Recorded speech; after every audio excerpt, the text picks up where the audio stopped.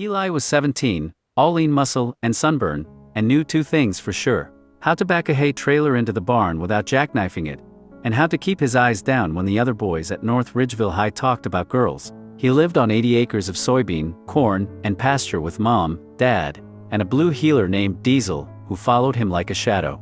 Morning started at 5:30, feed the steers, check fences, dodge his dad's gruff "you got that, L" before the school bus. The thing nobody said out loud? Eli liked boots, rodeos, and Hank Williams. He also liked the way Jesse Miller's shoulders filled out his FFA jacket. Jesse was the county barrel racing champ, had a truck that always smelled like pine and chewing tobacco, and once showed Eli how to throw a proper lariat in the south paddock. When their hands brushed, Eli's stomach did a dumb flip he couldn't blame on the August heat. Life on the farm had rules. 1. Work comes first. You don't leave a job half done, no matter how bad the sun's beating on you. 2. Family eats together, even when Dad's mad about grain prices, and Mom's quiet, because she knows why. 3. Don't talk about feelings, especially not the kind that make your dad go stiff and stare at his coffee. Eli broke rule number 3 in October, during harvest. He'd stayed late helping Jesse fix a busted baler. Diesel lay in the bed of the truck, and the only light was from the cab, and a sky full of stars that looked fake, they were so bright. Jesse passed him a wrench and didn't let go right away. "You're different, Kates," Jesse said, half grin, half question. Eli's heart was a spooked cold. "Yeah," he managed. "Reckon I am." They didn't kiss, not then, but Jesse didn't pull away either. Just nodded and said, "Cool," like Eli told him it might rain tomorrow. Coming home was the hard part. Mom was at the kitchen table, mending one of Dad's work shirts. She took one look at Eli, hay in his hair, cheeks flushed from more than cold, and set the needle down. "Jesse's a good kid," she said. "Not a question." Eli froze. Diesel pressed against his knee. "I seen how you look at him," she added. "Same way I used to look at your daddy before I was brave enough." Dad came in then, tracking mud. He saw Mom's face, then Eli's. The clock ticked. "Steers get fed?" Dad finally asked. "Yes, sir." "Fence on the North 40 still holding?" "Yes, sir." Dad nodded, pulled off his cap, and scrubbed a hand through his hair. "Then I guess we got time to talk after supper." It wasn't perfect. Dad was quiet for a week. At church, Mrs. Halloway whispered when Eli walked by. Jesse got called a slur in the locker room, and put the kid into the lockers for it. But here's what else happened. Mom started putting a P-flag pin on her church hat. Dad taught Eli to drive the combine, and didn't flinch when Jesse rode shotgun. "2 sets of eyes are better," was all he said. At the county fair, Eli rode in the calf roping event. He didn't place. Jesse took first in barrel racing and, when they announced his name, looked straight at Eli, and tipped his hat. That night, behind the barn, under the same stars, Jesse finally kissed him. Tasted like Dr. Pepper and courage. Diesel thumped his tail in the dirt like it was no big deal. Eli was still a cowboy. Still got up at 5:30. Still knew every inch of barbed wire on that farm. He just also knew he didn't have to choose between the land he loved and the boy he did. Some fences are just there to keep the cattle in. Others you mend until they can keep the right people close. Eli caught them behind the ag shop after school. Jesse had Megan Holt, cheer captain, buckle bunny. Perfect pressed up against his truck. His hand was in her hair. The same hand that showed Eli how to throw a lariat. The same mouth that tasted like Dr. Pepper and courage. Eli didn't yell. Didn't cry. Cowboys don't spook easy. He just backed up, Diesel at his heels, and walked. Walked 2 miles home in the November wind with his FFA jacket zipped to his chin, and his heart gone hollow. After that, Eli got real good at avoiding. At school, took a different haul. Ate lunch in the shop class with Mr. Denton's old radio. At rodeos, signed up for events when Jesse wasn't. Left before awards, on the farm. Threw himself into work. Fixed fences that weren't broke. Stayed in the barn till Mom banged on the kitchen window with supper. Jesse tried. Twice. Once he left a note in Eli's locker. "We need to talk." Eli threw it out with his math homework. Once Jesse showed up at the farm, Diesel barking. Dad on the porch. "Eli ain't here," Dad lied. Even though Eli was 10 feet away in the tack room, holding his breath. Then the questions started. Mom slicing potatoes at the sink. "You and Jesse have a fight. You two used to be thick as thieves." Eli shrugged. Kept his eyes on the calf he was bottle feeding. "Just busy. Senior year, you know." "Dad," over the roar of the tractor. "Jesse's dad said he asked about you. Boy looks like he swallowed a fence post." Eli checked the oil, wiped his hands. "We just got different interests now. He's all about barrel racing. I'm more into the cattle side." Bogus excuse number 1, then number 2, then number 6. He told him Jesse was spending more time with the rodeo circuit, that they outgrew each other, that it was no big deal. Mom didn't buy it. She had that look, the one she got when a heifer was sick, and not telling you yet. But she let it go. Dad just grunted, and handed Eli more work. The truth sat in Eli's chest like a bad winter cold. He was mad at Jesse, but he was madder at himself for believing a starlit kiss meant anything. For thinking you could be gay and country, and have it be simple. April thawed the ground but not Eli. At the spring roundup, he saw them again, Jesse and Megan, holding hands by the livestock pens. Megan laughed at something, and Jesse smiled. It wasn't fake. That was the worst part. That night, Eli sat on the tailgate with Diesel, staring at the same stars. Mom came out with 2 mugs of cocoa, didn't say anything, just sat. After a long minute she said, "Heartbreak don't care if you're 17 or 70, baby, or who it's over." Eli's throat went tight. "Didn't say I was heartbroke? I didn't say you were," she said, and bumped his shoulder. "But if you were, I'd still be your mom, and your dad'd still be your dad, even if you're not ready to tell us why." Eli looked at her. Really looked. The P-flag pin was still on her winter coat. He didn't talk. Not that night, but he did take the cocoa. And for the first time in 6 months, he didn't pour it out when she wasn't looking. Some fences take more than 1 season to mend. And sometimes the first board you fix is just letting somebody sit next to you in the cold. Third period, Eli just needed to wash hay off his hands. He pushed the boys' bathroom door open and stopped cold. Jesse was in there. So was Megan. It was obvious what was happening, and it wasn't meant for him to see. Something hot and ugly ripped through Eli's chest. He didn't say a word, didn't look at either of them. He just turned, drove his fist into the cinder block wall next to the door, and walked out. His knuckles screamed the whole way to his truck. He skipped 4th period, and 5th, drove home with Diesel riding shotgun, his right hand wrapped in a shop rag turning red. Mom was in the kitchen when he came in. She took one look at his face, then his hand. Didn't ask where he'd been, just went to the freezer, got an ice pack, and started the kettle. Dad found him in the barn later, rewrapping the same coil of rope for the 3rd time. "You gonna tell me what that wall did to you?" Dad asked, nodding at Eli's busted knuckles. Eli kept his eyes down. "Hit it wrong fixing the baler?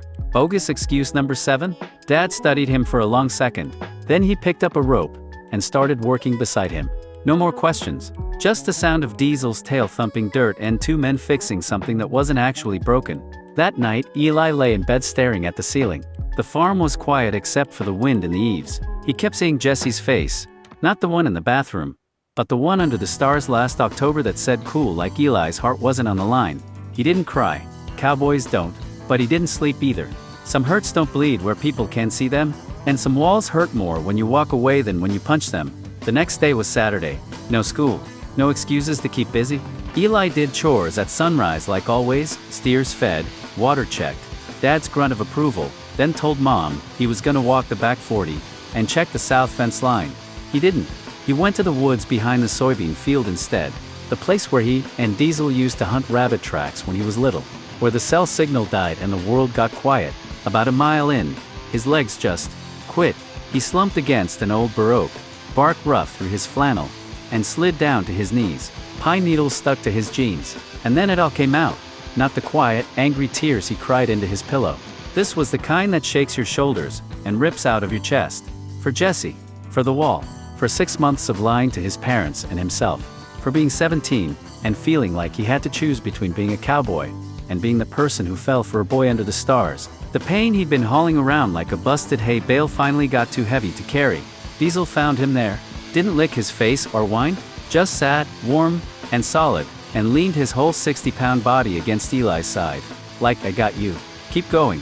Eli buried his face in Diesel's fur and sobbed until his throat was raw and the front of his shirt was wet. When he finally ran out of tears, the woods were still quiet. No one came to save him. No magic fix. Just chickadees in the branches, and the wind moving through the pines. He wiped his face on his sleeve, knuckles still scraped and stinging. "Shit," he whispered to nobody. To Diesel. To himself. Shit. He wasn't okay. Not even close. But the weight in his chest had shifted? Like maybe he didn't have to carry it alone forever. He stayed there a long time, watching light move through the trees. First time in months, he wasn't running from the hurt. Just sitting with it. Eventually Diesel stood, stretched, and nosed Eli's hand. "Chores aren't gonna do themselves?" Eli gave a wet, broken laugh, and used the tree to haul himself up. Legs shaky, heart scraped raw, but standing. He walked home slow. Mom was on the porch when he came out of the tree line. She saw his red eyes, the dirt on his jeans, Diesel stuck to his side. She didn't ask, just held the screen door open. "Supper's in an hour," she said. "You got time to wash up?" Eli nodded. "Yes, ma'am?" Dad was at the table when Eli came downstairs, looked up from the feed prices, looked at Eli's face, and didn't say a word about it. Just pushed the mashed potatoes toward him. They ate, and for the first time since October, Eli didn't make up an excuse when Mom's hand covered his on the table. He just turned his palm up and let her hold it. Supper was meatloaf, Mom's specialty. Dad talked about the price of Diesel and the new calf that was born lame. Normal stuff. Eli pushed his food around, knuckles still aching, until his plate was cold. When Mom started clearing dishes, Eli didn't get up to help like usual. He stayed in his chair. Diesel sat at his feet, sensing something. "Mom?" Eli said. His voice cracked. "Dad, can you sit back down a minute?" Dad's eyes flicked up from his coffee. Mom set the plates back on the counter. They both sat. The kitchen got real quiet except the clock. Eli's hands were shaking. He laced them together on the table so they'd stop. "It's about Jesse," he started. "And why I've been different. For 6 months," he told them. Not all at once. It came out in pieces. About the night fixing the baler last October. About how he thought maybe Jesse felt the same way. About Megan, and how he'd been avoiding Jesse since. About the bogus excuses. About walking into the boys' bathroom yesterday, and seeing something he couldn't unsee. And how it felt like getting kicked by a steer. He didn't describe what he saw. Didn't need to. He just said, "I walked in on him, and Megan. Together. And I couldn't, I left." His voice broke on the last word. He stared at the wood grain in the table so he wouldn't have to see their faces. Silence. Then Mom's chair scraped. She came around the table, and pulled Eli into her, flannel, and dishwater, and all. He was 17, and 6 feet tall, but he buried his face in her shoulder like he was 6. "Oh, baby," she whispered into his hair. "Oh, my boy." Dad didn't move right away. Eli could hear him breathing. Slow. Heavy. When Eli finally looked up, Dad wasn't looking at him. He was looking at his own hands. Hands that had taught Eli to rope, to drive, to mend fence. Dad cleared his throat. "So that's why you've been punching walls, and walking around like somebody shot your dog." Eli gave a wet laugh. "Yes, sir?" Dad nodded once. Then he stood up, walked to the sink, and stared out the window at the dark field for a long time. "Jesse Miller's dad and I," he finally said, "we baled hay together in 1998. Man's got a good heart, but he's stubborn as a mule." He turned around. His boy's probably the same. He walked back to the table, and put a hand on Eli's shoulder. "Big, calloused, heavy? I don't understand it, Eli. I'm not gonna lie and say I do. But you're my son. You ain't fixed the fence wrong yet? You ain't lied to me before yesterday?" He squeezed once. "We'll figure it out." Mom was crying now too, but she was smiling. "You should have told us, Eli. We could have helped carry it. I thought..." Eli swallowed. "I thought you'd be ashamed, or mad, or not want me around." Dad made a sound, half grunt, half something breaking. "Son, the only thing I'm mad about is you thinking you had to haul that alone for 6 months." They sat there a long time. Mom holding Eli, Dad's hand on his shoulder, Diesel's head on Eli's knee. The clock ticked. The fridge hummed. For the first time since October, the house didn't feel like it had walls. Later, Dad said, "You don't have to decide anything tonight, or tomorrow. But you ain't gotta make up stories at this table no more. We clear." Eli nodded. Throat too tight for words. "We're clear." Eli barely slept, but it was the kind that actually counted. He woke up with his eyes puffy, and his chest a little lighter. Breakfast was quiet. Biscuits, eggs, Mom's coffee strong enough to stand a spoon in. Dad read the feed report and didn't mention last night. He didn't have to. When Eli got up to clear his plate, Dad caught his eye, and gave him a short nod. "We're good." Eli was halfway through scraping his plate when it happened. 3 knocks. Loud. "Sure." Diesel barked once and went to the door. Mom wiped her hands on a dish towel. Dad set his mug down. "I got it," Eli said before anyone else could move. His stomach dropped to his boots, but his feet carried him anyway. He opened the door. Jesse Miller stood on the porch. No hat. Truck idling in the driveway. Eyes bloodshot, like he hadn't slept either. He had a split lip fresh. They just stared at each other. 6 months of silence hanging between them like a closed gate. "Hey," Jesse said.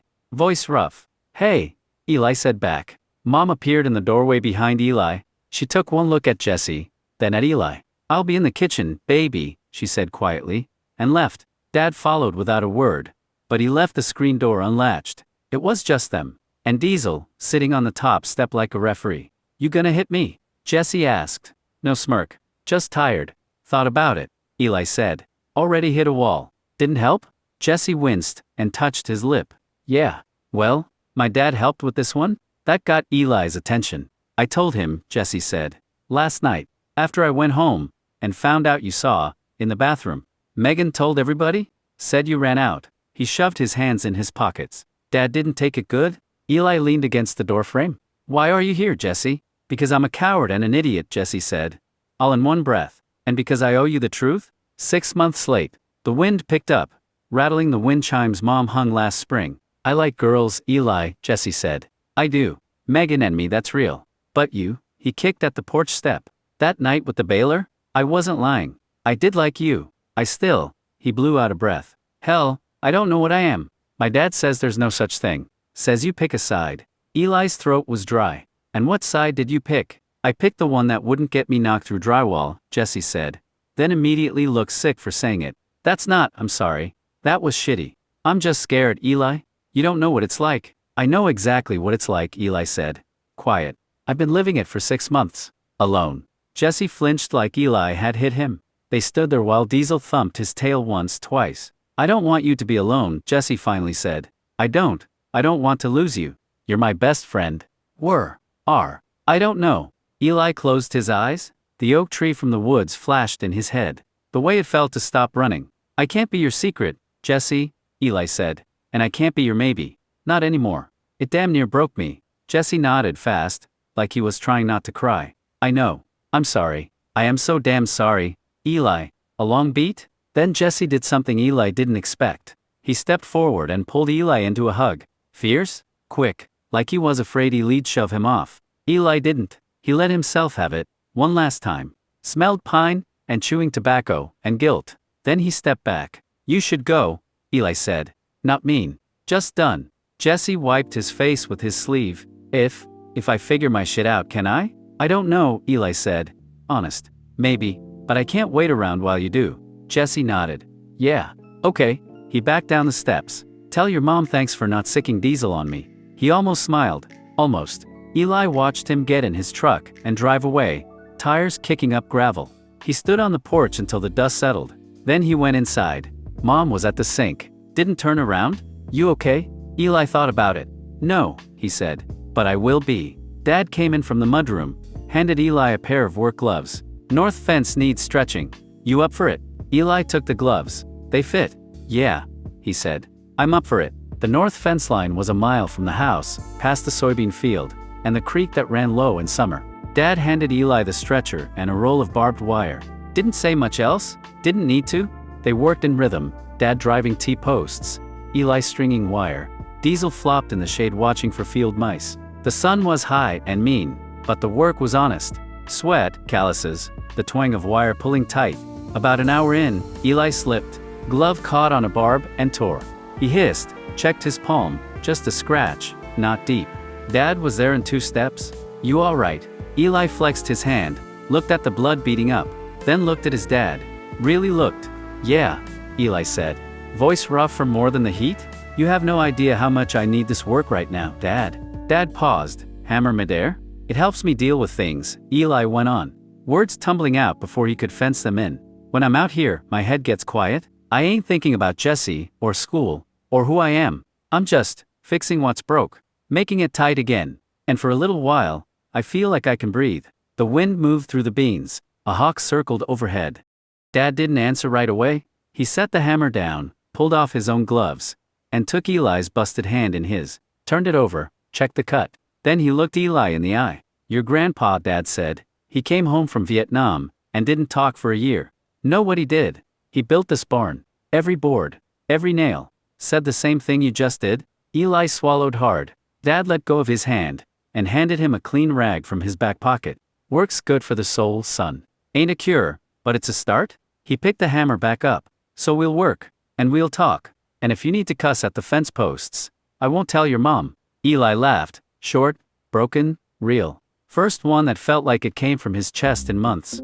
"Thanks, Dad." "Don't thank me yet," Dad grunted, nodding at the next stretch of wire. "This corner sagged to hell. We got daylight to burn." They got back to it, shoulder to shoulder. By the time the sun went down, the fence was tight. Eli's hands were sore in the good way, and the thing in his chest had eased from a boulder to a stone he could carry.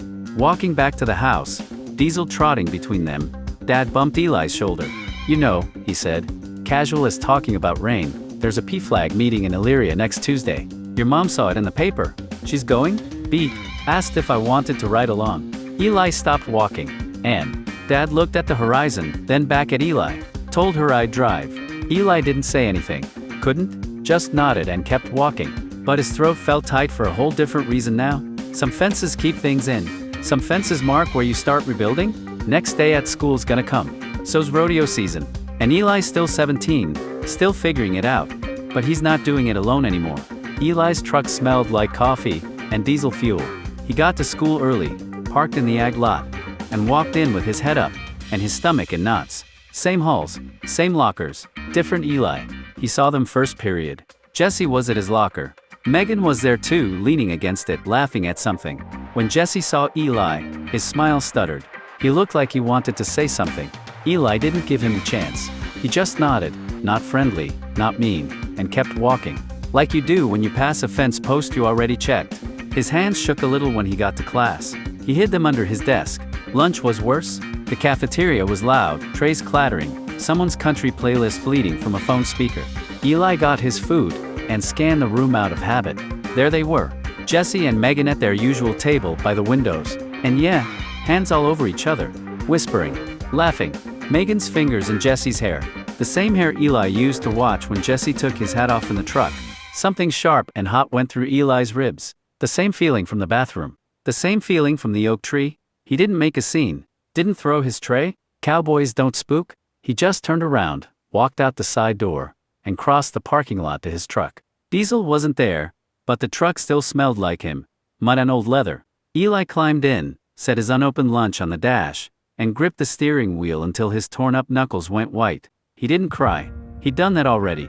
He just sat, breathed, watched kids cross the lot in 2s and 3s, laughing like Monday wasn't heavy. After a minute, he picked up his phone. No new messages. He thought about texting his mom. Didn't? Instead, he unwrapped his sandwich. Turkey on white, the way she always made it.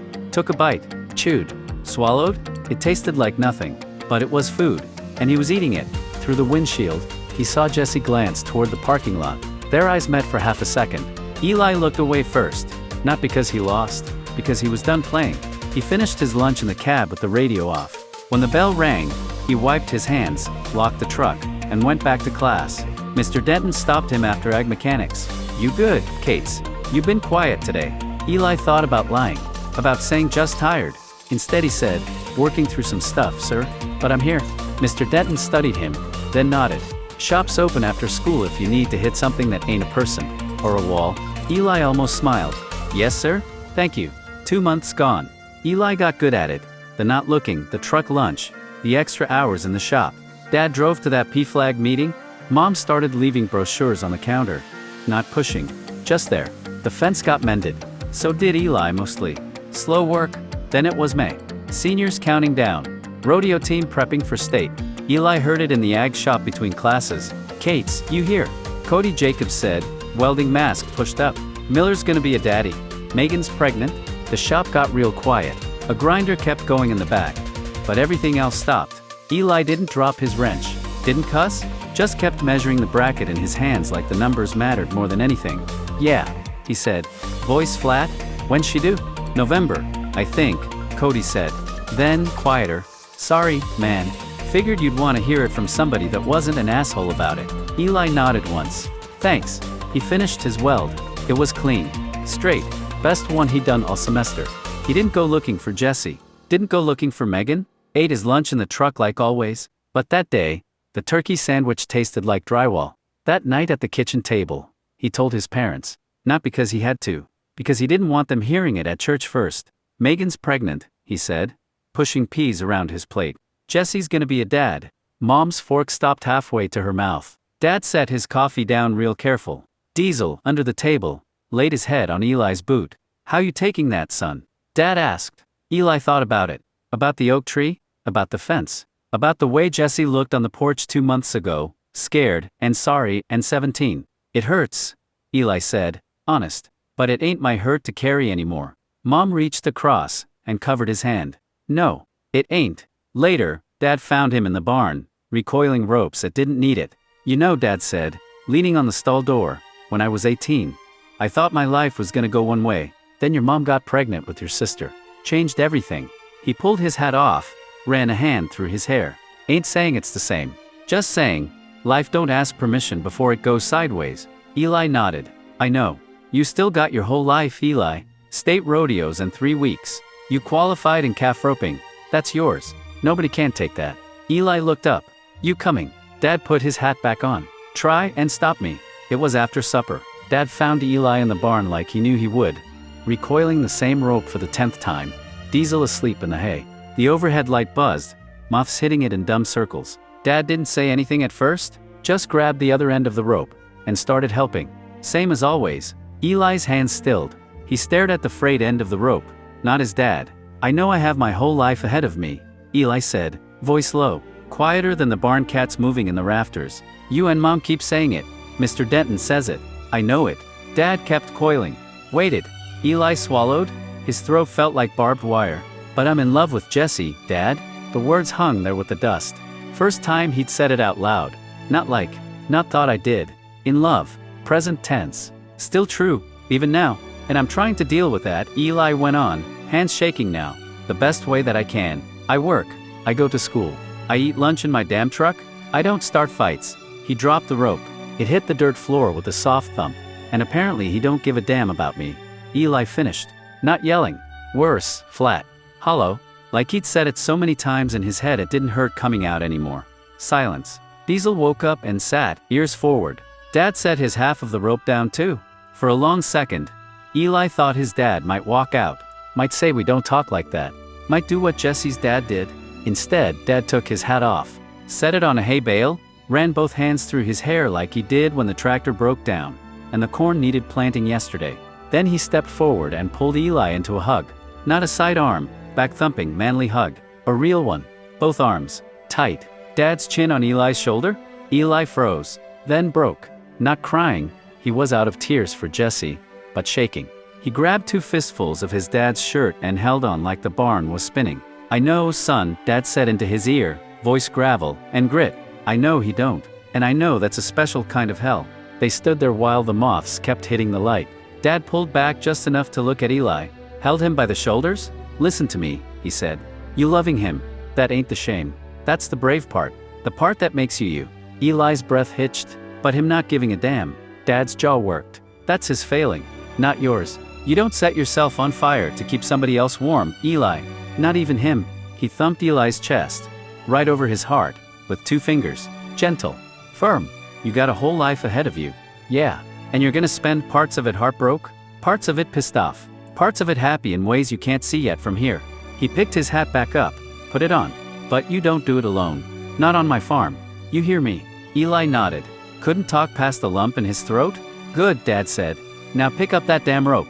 We do this right, or we don't do it at all." So they did. Side by side, coiling rope in the barn light. Loving someone who can't love you back don't make you weak, Eli. It makes you human, and humans. We mend fences. We feed the steers at sunrise. We go to state rodeo even with a busted heart. 2 months. Graduation came and went. Eli wore his boots under his gown and didn't walk with Jesse. Dad and Mom cheered loudest when his name got called. State rodeo was 3 weeks after that. He didn't place, but he rode clean. Dad clapped him on the shoulder after and said, "You showed up. That counts." It was late July when the envelope showed up. Thick, cream-colored. Eli's name and address in curly script he didn't recognize. No return address, but he knew. Mom set it on the counter and didn't say anything. Dad saw it when he came in from the field, just grunted and went to wash his hands. Eli stared at it through supper. After, when the dishes were done and the house was quiet, he picked it up, took it out to the porch. Diesel followed. He opened it. "Mr. Jesse Ray Miller, N. Miss Megan Grace Holt, request the honor of your presence, as they are united in marriage, August 23rd. Eli didn't read the rest. He tore it. Once. Twice. 4 times, then 4 more, until it was nothing but confetti in his hands. He walked out to the burnt pile behind the barn, same place they burned old fence posts and cardboard feed bags. He dropped the pieces in, struck a match. The paper caught fast, curly script curling black, then orange, then ash. It was over in 10 seconds. He watched it till the last ember died. Then he kicked dirt over it, like you do with a fire that's done. Diesel nosed his hand. Eli scratched his ears. "Come on, boy," he said. Voice steady. "Steers ain't gonna feed themselves." He walked back to the house. Mom was at the kitchen window. She saw his face, didn't ask if he was okay, just asked, "Want coffee?" "Yeah," Eli said. "Please." He didn't go to the wedding. On August 23rd, he was in the south pasture, fixing the same damn stretch of fence that always sagged after a hard rain. Dad was with him. They didn't talk about Jesse. Didn't need to. At noon, Dad handed him a water bottle and a sandwich. "You know," Dad said, looking at the horizon, "there's a roping clinic over in Medina County next month. Thought maybe you'd want to go? See some new country?" Eli took a drink, looked at the fence line, then passed it. "Yeah," he said. "I'd like that. Some invitations you RSVP note by setting them on fire, and some gates you walk through without looking back." Eli's 18 now. High school's over. Jesse's married. And the world's a lot bigger than North Ridgeville. August turned to September. Eli skipped college, at least for now. "I need to work," he told Mom and Dad. "Need to figure some stuff out first." Dad just nodded. "Man's gotta eat. Feed store's hiring." So Eli took the part-time gig at North Ridgeville Ag Supply, stacking 50-pound bags, loading trucks, sweeping up corn dust. Honest work, quiet work, the kind where your hands are busy and your head can't settle. He liked it. Mr. Patterson, the owner, didn't ask questions, just taught him how to run the forklift and gave him Saturdays off for rodeos. It was a Tuesday, slow, hot, the kind of day where the asphalt out front shimmered. Eli was out back, restacking mineral tubs, when the bell over the front door jingled. He heard Mr. Patterson's voice. "Help you, son." Then another voice, one Eli knew in his bones. "Need 6 bags of 14% grower, and a mineral block." "Jesse." Eli's hands froze on the tub, his chest went tight, then loose, then tight again. Like a horse shying at a snake? He could have stayed in back, could have let Mr. Patterson handle it. Instead, he wiped his hands on his jeans, walked out front, and grabbed a flat cart. Jesse was at the counter, wedding ring on his left hand, new truck visible through the window. He looked older, tired. Their eyes met. Jesse opened his mouth, closed it. Eli didn't say anything, just nodded once, not a hello, a got it, and went to work. He loaded the feed. 6 bags, 50 pounds each, hoisted them like they weighed nothing, set the mineral block on top, pushed the cart out to the lot diesel style, head down. Jesse followed, stood by his truck bed while Eli loaded it. The only sounds were bags hitting metal, Eli's boots on gravel, and a crow cawing somewhere. When the last bag was in, Eli stepped back. Jesse stared at him. Eli didn't wait. He turned around, walked back into the store, and let the door swing shut behind him. No slamming, no yelling, no scene, just the door closing. Mr. Patterson was behind the counter, pretending to check inventory. He didn't look up. "You need a minute." "Nah," Eli said. He grabbed the broom. "Aisle 3 needs swept." He swept, dust to dust, through the front window. He watched Jesse stand by his truck for a long minute, then get in, then drive away. Eli kept sweeping. 5 words, that's all it was. Load, turn, walk, back, inside. But it was the first time Eli got to choose the ending. That night, Dad asked how work was. "Good," Eli said. Quiet. Dad looked at him, then nodded. "Good's good."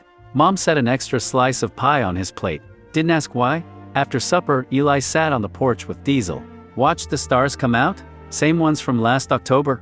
They didn't look any different. He did. Some people walk back into your life just to show you you're strong enough to walk away. Eli still got feed to stack, fences to fix. A roping clinic in Medina County next week? The roping clinic was at a place called Barty Arena. Old, sun-bleached bleachers, dirt that got in your teeth, smell of horses, and leather and liniment. Eli drove up Saturday morning with his rope, his good hat, and his heart locked down tight. Dad rode shotgun, didn't say much, didn't need to, just rope your calf, Dad said when they parked. "Ain't about anybody else." "Yes, sir?" Eli paid his fee, got his number, and started warming up his horse. The place was full of kids from all over, 4-H jackets, FFA hats, a couple guys he knew from state. He saw Jesse during the first demo, standing by the chutes. Megan wasn't there, just Jesse, holding a calf rope, laughing at something another guy said. Wedding ring catching the sun. Eli's stomach did that old familiar drop, then he set his jaw. You're here to rope, not to bleed. He didn't go over, didn't wave, just led his horse to the other end of the warm-up pen. For 2 hours it worked. Clinician calling out tips. Keep your elbow up. Kate's eye on the calf, not the ground. Eli threw loop after loop. Caught more than he missed. Dust on his jeans. Sweat on his neck. Normal. Then they broke for water. Eli was at the trailer, loosening his horse's cinch, when he heard boots behind him. Hey! He didn't have to turn around. Hey! Eli said to his saddle, not to Jesse. I didn't know you'd be here, Jesse said. Quiet. Swear to God. Eli finally looked. Jesse was alone. No hat. Hair damp? Looked like he hadn't slept. Again. Lot of people here, Eli said. Flat. Neutral. Small world. Jesse kicked at the dirt. Yeah. Beat. You rope good today. You watch me. Some. Jesse winced. Sorry. I know I ain't. I just. He ran a hand down his face. Megan's due in November. I got a job at her dad's shop.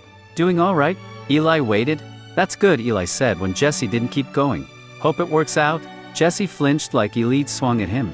Do you? Hope it works out. Eli tied his horse off. Took his time. I hope the kid's healthy. Eli said finally.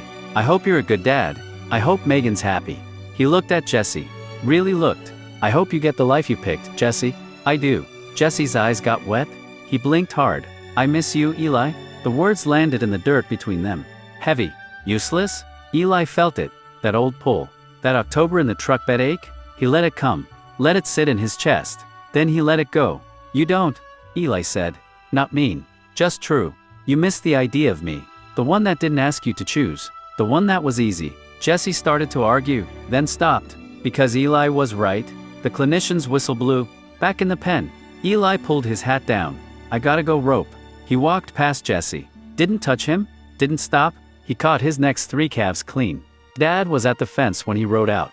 Didn't say anything. Just handed him a water bottle, and nodded once. Proud. Jesse left before the clinic was over. Eli saw his truck pull out. Didn't watch it go. On the drive home, Dad finally spoke. You alright? Eli thought about it.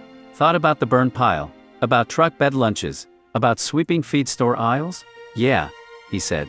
I am. And he meant it. No new faces. No dramatic last words. Just Eli, his dad, and a long drive home from Medina County with dust on the dash, and quiet in the truck. He showed up. He roped. He walked away when he needed to. That's enough for now. Some stories don't need a next person to make them whole. Sometimes the win is just getting to where you can breathe without looking over your shoulder. Eli's got work Monday. Fences that need fixing. A dog that needs fed. A life that's his again. It was a Tuesday night in late September. Eli was in his room, staring at his phone. The screen showed Jesse's name, hadn't changed the contact. Just Jesse Miller with that old picture from the county fair 2 summers back. Both of them grinning, holding a ribbon, stupid and happy. He hadn't texted him since April. Not since the porch.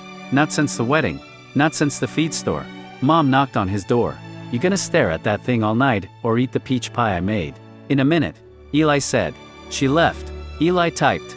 Deleted it. Typed again. Can you come over? Need to talk. His thumb hovered over send for a full minute. Diesel whined from the floor, like he knew. Eli hit send. 3 dots. Then nothing. Then. When? Tonight. If you can? Another long pause. Yeah. I'll come. 20 minutes. Eli set the phone down like it might bite him. He went downstairs. Dad was in his recliner. Mom was reading. Jesse's coming over, Eli said. Both of them looked up. Neither asked why. Okay, Mom said. Pie you'll keep. Porch lights on, Dad said. Eli nodded. Went outside to wait. 22 minutes later, headlights hit the gravel. Jesse's truck. He got out slow. No hat again. No wedding ring this time. Eli noticed before he could stop himself. Hands in his pockets. They stood there, 10 feet apart. Same porch. Different boys. Hey, Jesse said. Hey, Eli said. Thanks for coming. Jesse nodded at the steps. Can I? Yeah. They sat. Not touching. A foot of painted wood between them. Diesel came out and laid down at Eli's feet, but he watched Jesse. For a while, nobody talked. Crickets. A truck on the highway. The wind in the corn. You married? Eli finally asked. Had to.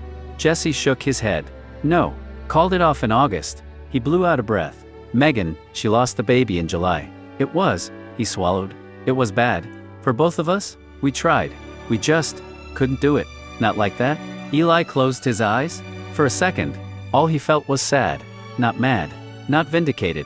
Just sad for two kids who got in over their heads and a baby that never got a chance. I'm sorry, Eli said. And he meant it. Jesse nodded. Me too. About a lot? More quiet. I didn't text you so we could start over, Eli said. That's not why I asked you here. I know, Jesse said, fast.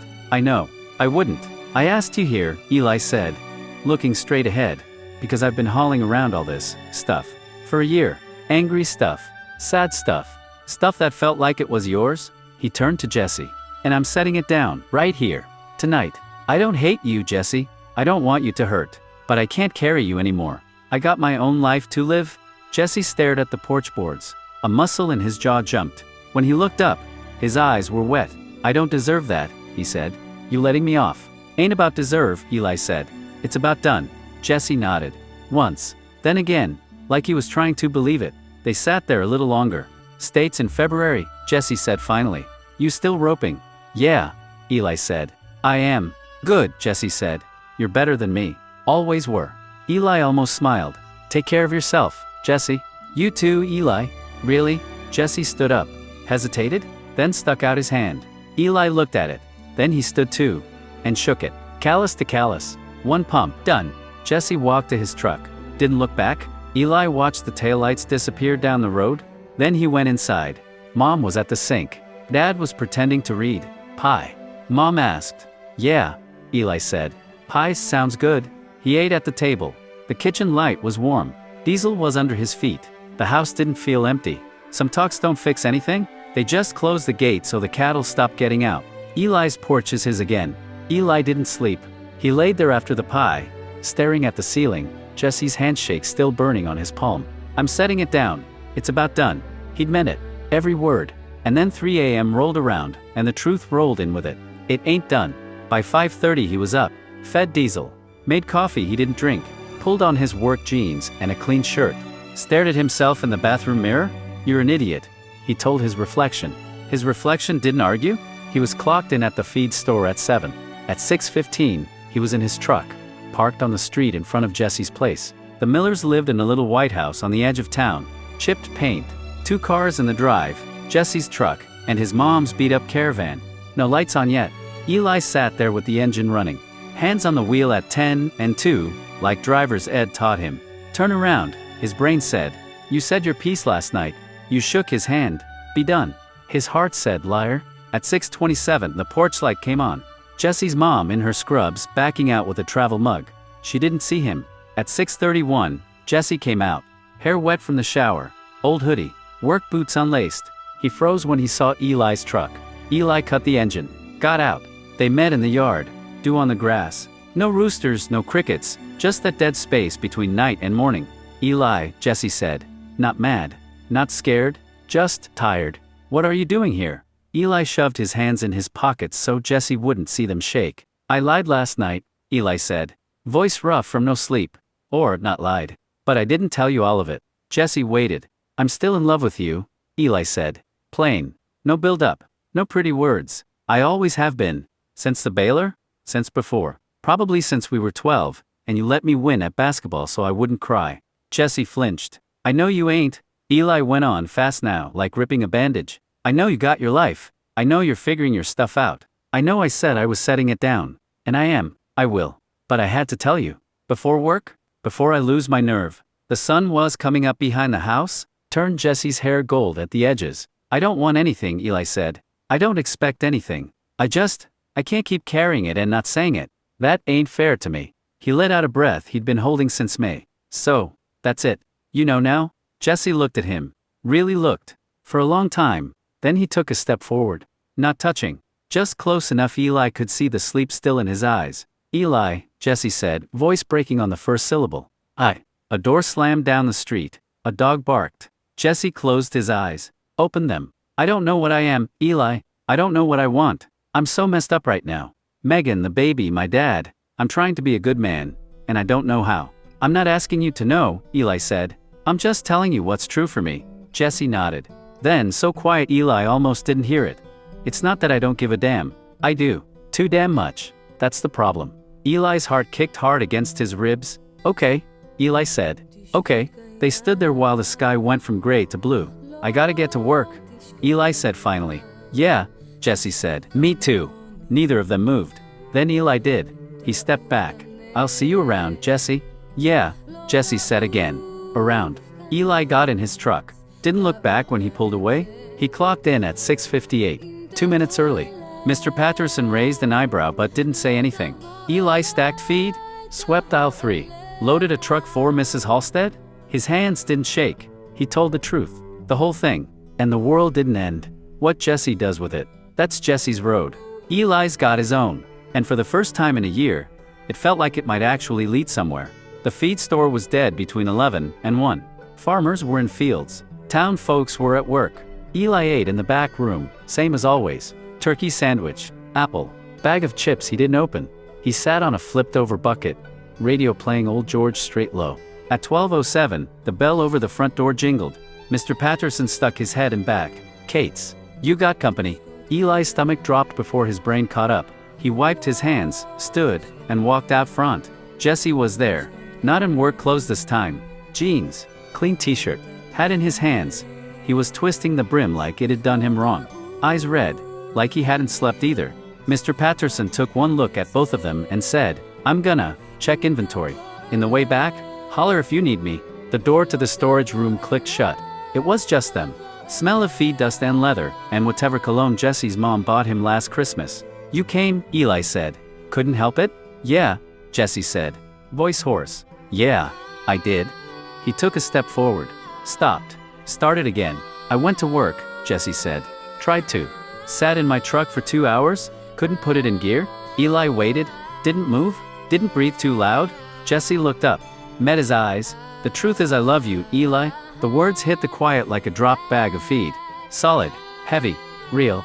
I've loved you since we were 14, and you busted your lip jumping that creek, and told me not to tell your dad. Jesse went on. I've loved you when I was with Megan. I've loved you when I hated myself for it. I've loved you when I was trying to pray it away in my truck. He dragged a hand down his face. I'm scared to death, Eli. I don't know how to be this. My dad'll. He couldn't finish. You don't have to know, Eli said. Same words from that morning. You just have to be honest. I am, Jesse said. God help me, I am. I love you. I always have. Eli's knees went a little weak. He grabbed the counter. Okay, Eli said. Barely a whisper. Okay. Jesse gave a broken laugh. That's it. Okay. No, Eli said. He walked around the counter, stopped a foot away from Jesse. Okay means I hear you. Okay means I'm still in love with you too. Okay means we're a hell of a mess. Yeah, Jesse said. Yeah, we are. They stood there, no touching, not yet. A year's worth of hurt and want between them. What now? Jesse asked. Eli thought about it. About his dad, about the barn, about fences you build one post at a time. Now, Eli said, now you go home. You think, I think. We don't do this stupid. We don't do it fast. And we don't do it so your dad can find out by catching us behind the bleachers. Jesse nodded. Swallowed hard. But, Eli said, you can text me. Tonight. If you want. And maybe tomorrow we get coffee. Not here. Not your house. Somewhere nobody knows us yet? Relief broke across Jesse's face like sunrise. Yeah. Coffee? I can do coffee. Good, Eli said. Jesse took a breath. Then he did it. Reached out, slow. Like Eli was a spooked colt. He touched Eli's hand. Just their fingers. Barely. Eli didn't pull away. They stood like that for 10 seconds. Maybe 100 years? The bell on the door jingled. Mrs. Halstead, back for chicken scratch. They jumped apart like they were 16 again. Jesse grabbed his hat. I'll text you. You better, Eli said. Jesse left.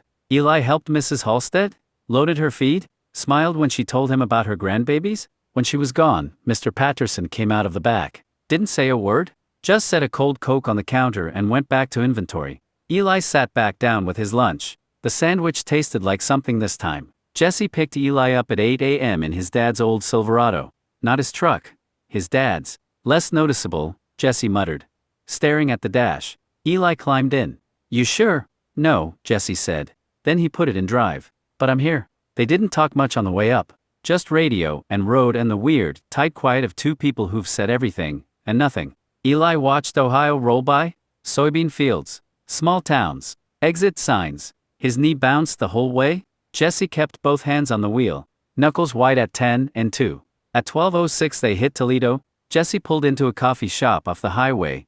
Not a chain, just a little place with rainbow stickers on the door, and a sign that said y'all means all. He cut the engine. Neither of them moved.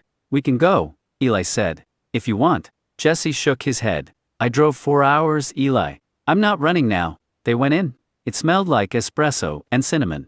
Nobody looked twice. A girl with a nose ring took their order. Jesse got black coffee. Eli got a latte because he'd never had one, and figured today was the day. They sat at a table in the corner, by a window. 4 hours from North Ridgeville? 4 hours from dads and feed stores, and wedding rings that didn't happen. Jesse held his cup with both hands. I don't know how to do this. Me neither, Eli said. That's why we're here, I guess. To figure it out. Jesse nodded. Took a sip. Made a face. Tastes like my mom's. Eli laughed, real, surprised, loud. Mine's sweet. Like drinking a candle. Jesse smiled. First real one Eli'd seen in a year. It hit Eli right in the chest. They talked. Not about Megan. Not about the baby. Not about Jesse's dad. Not yet. About stupid stuff. The roping clinic? How Diesel ate Eli's boot last week. How Jesse's truck was making a noise like a dying cat. Normal. Like they were just two guys. Like they'd never stopped being just two guys. An hour passed? Then two. Eli, Jesse said finally, setting his cup down. I don't know what happens when we drive home. I don't know if I'm brave enough to do this there. In front of everybody? I know, Eli said. Because he did. But I know I don't want to lose you again, Jesse said. I know I drove 4 hours for coffee because the idea of you walking away for good made me feel like I couldn't breathe. Eli reached across the table. This time he didn't hesitate. He covered Jesse's hand with his. Callus to callus. Like the handshake, but different. This one lingered. I'm not asking you to come out on the front page of the North Ridgeville Press, Eli said. I'm asking you to be honest. With me. With you. The rest, we build fence one post at a time. Remember? Jesse turned his hand over. Laced their fingers together under the table where nobody could see but them. Yeah, Jesse said. I remember. They stayed until the girl with the nose ring started wiping tables. Until the sun slid lower. On the drive home, Jesse drove with one hand on the wheel. The other rested on the seat between them. Eli didn't take it. Didn't need to. It was there. They were quiet again, but it was a different quiet. At 8:47 p.m., Jesse pulled up to Eli's house, cut the engine. Same time tomorrow. Jesse asked, trying to joke. Failing. No, Eli said. You got work? I got work. Oh, right. But, Eli said, you can text me, and maybe Friday we get pie. Here, my mom makes good pie. Jesse's eyes went shiny. Yeah, pie. I'd like that. Eli got out, closed the door. Jesse didn't drive away until Eli was inside. Dad was in the recliner. Mom was at the table. How was Toledo? Dad asked. Good, Eli said. Coffee was terrible. Mom smiled. And Eli thought about Jesse's hand under the table. About 4 hours there, and 4 hours back just to sit in a corner and tell the truth. And, Eli said, I think we're gonna be okay. Diesel nosed his hand. Eli scratched his ears. Wednesday? Eli's day off. Jesse texted at 7:12 a.m. You up? Feeding steers. Eli sent back. You working? Called off. Told my boss I was sick. I'm not. Can I come over? Yeah. Jesse showed up at 8 o'clock in jeans and an old hoodie, same one from yesterday. Didn't say anything. Just grabbed the second feed bucket and fell in step beside Eli like he'd never left. They worked. Fed the steers. Checked fence. Hauled hay. Mucked stalls. Same chores they'd done 100 times as kids. Only now the quiet between them was different. Not empty. Full. Dad came out around 9:30 with 2 coffees, handed one to Jesse without a word, clapped him on the shoulder once, went back inside. Jesse stared at the coffee, then at Eli. Your dad knows I'm not an idiot, Eli said. That's all you need to worry about right now. They finished by noon. Sweaty. Dusty. Sun high. You wanna walk? Eli asked, hosing his hands off at the spigot. Where? Eli nodded toward the tree line. Woods? Same place we used to build forts. Jesse wiped his hands on his jeans. Yeah. Okay. The woods behind the Cates farm hadn't changed. Same oaks. Same creek. Same path worn down by boots and time.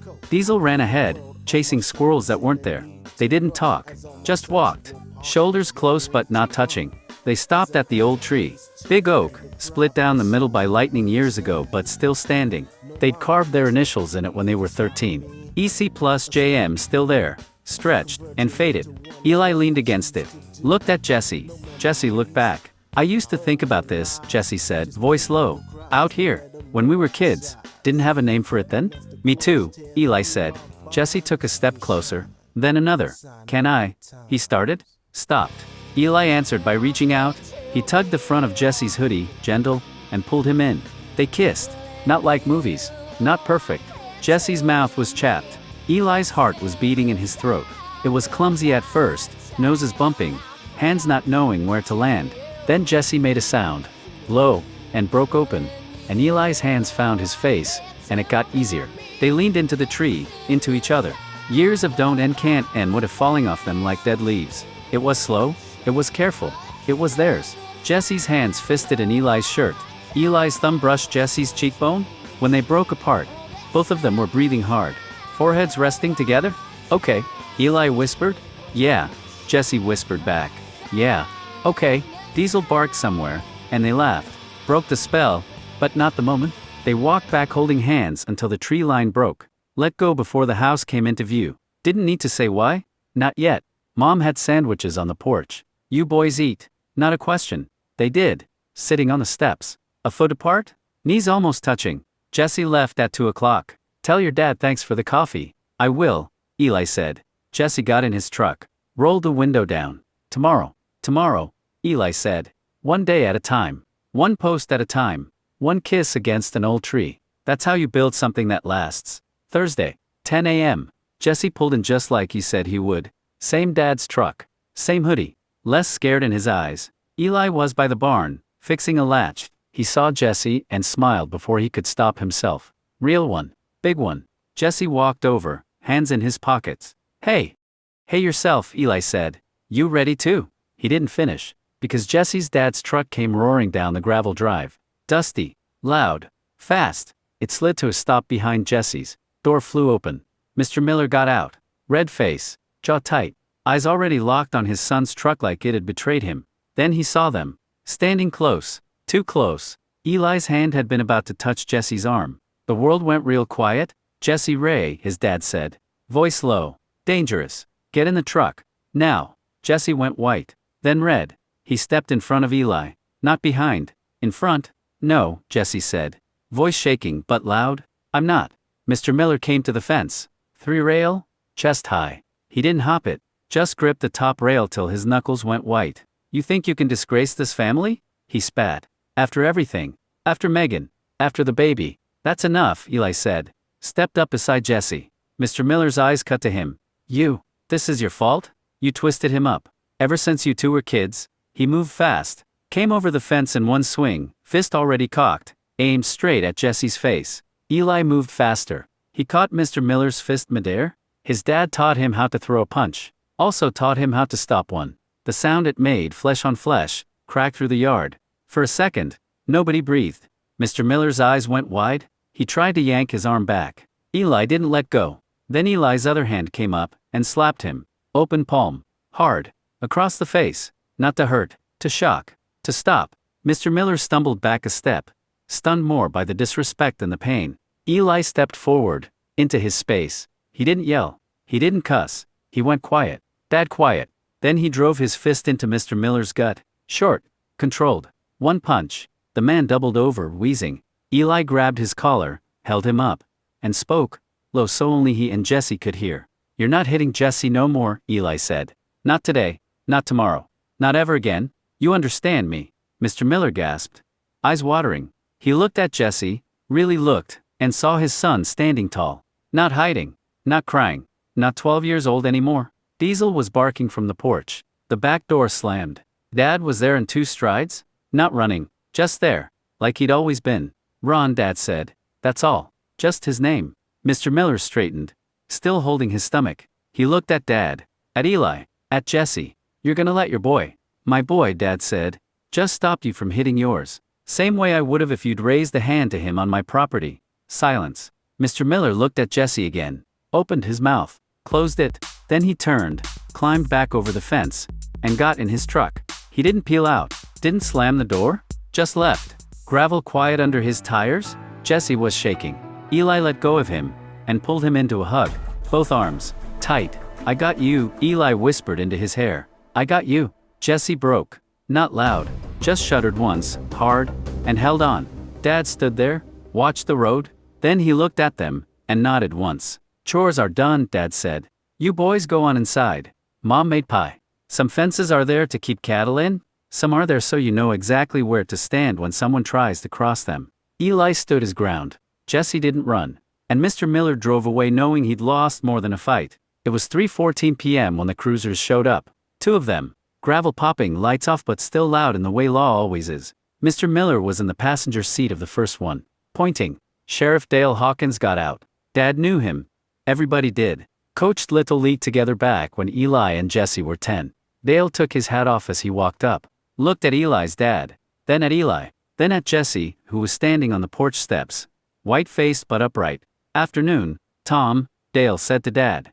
Ron here says there was an assault? Says your boy laid hands on him. Afternoon, Dale, Dad said. Same even tone he used for everything. He did. Mr. Miller scoffed. See. He admits it. I ain't done, Dad said. Didn't raise his voice? Didn't need to? Eli, tell Sheriff Hawkins what happened. So Eli did. He stepped forward. Hands out of his pockets. Looked Dale in the eye. Mr. Miller came on our property, Eli said. He climbed our fence. He took a swing at Jesse. I stopped him. I hit him once, to make sure he didn't do it again. Then I told him he wasn't hitting Jesse no more. Dale listened. Cop face on. Then he turned to Jesse. That true, son? Jesse swallowed. Yes, sir? Every word. Jesse's 18, Eli added. He's an adult. He's not a kid you can drag home. Dale nodded slow. Looked at Mr. Miller. Ron, you come onto Tom's land, and throw the first punch. He's corrupting my son. Mr. Miller yelled. He's. Ron, Dale said, sharper now. Did you throw the first punch? Yes, or no? Mr. Miller's mouth worked. No words came out. That's what I thought, Dale said. He put his hat back on. You're on Tom Cates's property, uninvited, committing assault. Eli was defending another adult from battery? In Ohio, that's defense of others. He's in the clear. Mr. Miller went purple. You're taking his side. I'm taking the law's side, Dale said. And the law says your son is 18. He can live where he wants. That's when Mom came out onto the porch. Dish towel in her hands. Looked at Jesse. Jesse, she said, we've got a spare room upstairs. You're welcome to it, as long as you need. Jesse's eyes went glassy. Ma'am, you don't have to decide now, Mom said. But the door's open.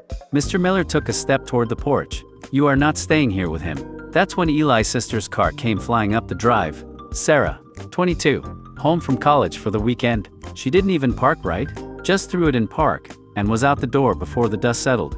She saw the cruisers, saw Mr. Miller, saw Jesse on the porch looking like he might break. She didn't ask what happened. Sarah never needed the whole story. She walked right up to Mr. Miller, got in his face, and pointed at the road. Get the hell off our property, she said. Every word a bullet. Now, before I call Aunt Linda at the Chronicle and tell her how North Ridgeville's biggest deacon tried to beat his grown son in our yard. Mr. Miller reared back like she'd slapped him. Again. Sarah, Dad said. Warning tone. No, Dad, Sarah said, not looking away from Mr. Miller. He doesn't get to do this. Not to Jesse. Not to Eli. Not here. Sheriff Dale coughed into his hand. Might have been a laugh. Might not. Mr. Miller, Dale said. I'd listen to the young lady. You're trespassing. You can leave on your own, or I can help you. Your choice. For a long minute, nobody moved. Then Mr. Miller looked at Jesse. Something broke in his face. Not soft. Not sorry. Just defeated. He turned and got back in the cruiser without another word. Dale tipped his hat to Mom. Y'all have a good evening. Call if you need anything. The cruisers left. Silence. Then Sarah turned and pulled Jesse into a hug that lifted him off the ground. Idiot. She said into his shoulder. You should have called me months ago. Jesse laughed. Wet, shocked sound. Hi, Sarah. Hi, she said. Let him go. Punched Eli in the arm. And you? I leave for 2 semesters and you burn down the whole county. Eli rubbed his arm. Missed you too. Dad looked at all of them. Mom, Sarah, Eli, Jesse, Diesel, who'd finally stopped barking. Pie's inside, Dad said. Jesse, you like peach. Jesse nodded. Couldn't speak? Then get in here, Mom said, before it gets cold. The law left. Jesse's dad left. But Jesse stayed. Upstairs in the spare room, there was a quilt Mom made and a window that looked out over the south pasture. That night, after supper, after pie, after Sarah told 3 embarrassing stories about Eli from middle school, Eli and Jesse sat on the porch. Not touching. Not yet. Dad was in the kitchen. Mom was upstairs turning down the bed. "Thank you," Jesse whispered. "For what?" "For the fence," Jesse said. "For standing there." Eli bumped his shoulder. "Anytime. Some people lose a house. Some people find a home. Jesse's got a room now, and Eli's got backup." Friday morning, 6:42 a.m. The Cates' house smelled like bacon, and coffee, and something else, safety. Jesse came downstairs and borrowed sweatpants, and one of Eli's old hoodies. It swallowed him. His hair was a mess. He had dark circles under his eyes, but he was upright. He was there. Mom was at the stove. Dad was at the table with the paper. Sarah was already gone, early class at the community college. "Morning," Mom said, like it was any other day. "Eggs, or just toast?" "Ma'am, Jesse started. "Jesse," Mom said, turning with the spatula, "you live here now. In this house. We use names. I'm Carol. That's Tom. Eggs, or toast?" Jesse blinked hard. "Eggs, please, Carol." "Good boy." She went back to the stove. Eli came in from outside, boots dusty, hat in his hand. He'd already done chores. Force of habit. He saw Jesse at the table, saw the hoodie, saw the way Jesse was trying to take up as little space as possible. Eli set his hat on the hook, walked over, poured himself coffee, then poured one for Jesse, set it in front of him. Their fingers brushed. Jesse looked up. Eli looked down. The kitchen kept moving, bacon sizzling, Dad turning a page, Diesel snoring by the door. But for them, it stopped. Eli crouched so he was eye level with Jesse at the table. Not for show. Just so Jesse wouldn't have to look up. "I love you, Jesse," Eli said. Quiet. Clear. No stutter. "I will always be here for you. I will always take care of you. You're my man, you know that." Jesse's breath hitched. His hands wrapped around the coffee mug like it was the only thing tethering him to earth. "I know," Jesse whispered. "God, Eli, I know." He didn't say it back. Not yet. Words were still heavy for him. Bruised. He didn't have to. He reached out slow, and set his hand over Eli's where it rested on the table. Thumb brushed Eli's knuckles. Once. Twice. That was answer enough. Dad turned a page in the paper, loud in the quiet. "Pass the salt when you're done proposing, son. Eggs need it." Mom snorted. "Tom Cates." Jesse went red to his ears. Eli grinned, stood up, and grabbed the salt. "Sorry, sir," Eli said. Not sorry at all. Breakfast was normal after that. Are the new kind of normal? Eggs, toast, bacon. Sarah texting Eli. "Did he cry at breakfast?" "He better have." "I cry at your mom's bacon." Eli texted back. "Shut up." Jesse ate 2 plates. First time in months. After, when Dad went out to the barn, and Mom started dishes, Jesse helped. Dried without being asked. Eli leaned against the counter, watching. "You don't have to take care of me," Jesse said finally, so quiet only Eli heard. "I know," Eli said. "But I want to." "That's the difference." Jesse set the plate down. Looked at him. "I love you too," Jesse said. "I'm just, still learning how to say it out loud, without it feeling like it'll get me hit." "It won't," Eli said. "Not here. Not ever again." Jesse nodded. Picked up another plate. Love's not just the big swings. It's the eggs. It's the coffee. It's the spare room with a quilt and a window. It's staying. Later that day, Jesse got a text from an unknown number. His dad. "You can't stay there forever?" Jesse stared at it. Then he deleted it. Looked up and saw Eli in the yard, teaching Diesel to fetch. Yeah, he could. For now, that was enough. 11:30 a.m. Eli clocked in at the feed store with hay in his hair, and Jesse's "I love you too" still ringing in his ears. Mr. Patterson was in the back, doing inventory and muttering about kids these days. "Morning, Mr. Patterson," Eli said. "Morning, Cates. You look like you slept in a barn." "I did chores before I came in," Eli said. "Sir, can I ask you something?" Mr. Patterson set his clipboard down. "If it's about a raise, the answer's still no." "It's about a job," Eli said. "For Jesse Miller." Mr. Patterson's eyebrows went up. He'd seen the cruisers yesterday. Whole town probably had. "He 18. "Yes, sir." "Can he lift 50 pounds? "Played linebacker, sir." "Yes." "Does he show up on time?" "He will if I'm the one driving him," Eli said. "Honest?" Mr. Patterson studied him for a long minute. Then he sighed. "I'm short a hand since Cody quit to go work oil in Texas," he said. "Tell him to come in at 2.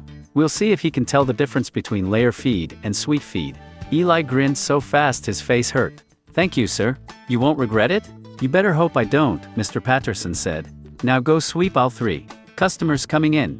1:47 p.m. Jesse walked through the front door of the feed store wearing clean jeans and that borrowed hoodie. He looked like he was about to face a firing squad. Eli met him by the register? You didn't have to, Jesse started. I wanted to. Eli said. Cut him off. You got this. Mr. Patterson came out from the back, looked Jesse up and down. Miller, he said.